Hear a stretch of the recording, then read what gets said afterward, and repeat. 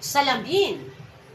Nung nilikha ng Diyos ang mga guro, binigyan niya tayo ng espesyal na kaibigan upang tulungan tayong maunawaan ang kanyang salita at tunay na maunawaan ang kagandahan at kadakilaan ng lahat ng ating nakikita at maging mabuting tao sa bawat pagtuklas.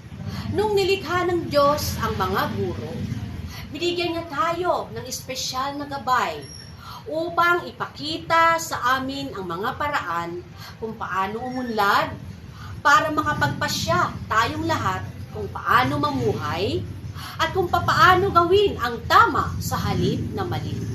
Upang pamunuan tayo at upang tayo ay mamuno at matuto kung paano maging matatag. Bakit nilikha ng Diyos ang mga guro? Sa kanyang karunungan at kanyang biyaya ay upang tulungan kaming matutong gawing mas mabuting lugar ang aming mundo. Para sa aming guro sa Siblings for Christ School of Discipleship Training, kay Reverend Herbert Rodriguez, aming teacher, binabati ko po kayo ng isang maligaya at mabiyayang mapagpala na buwan ng mga guro.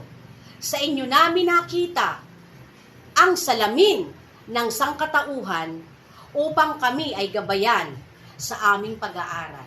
Mabuhay po kayo at pagpalain ang inyong ministeryo sa pangalan ng ating Panginoong Hesus. Amen.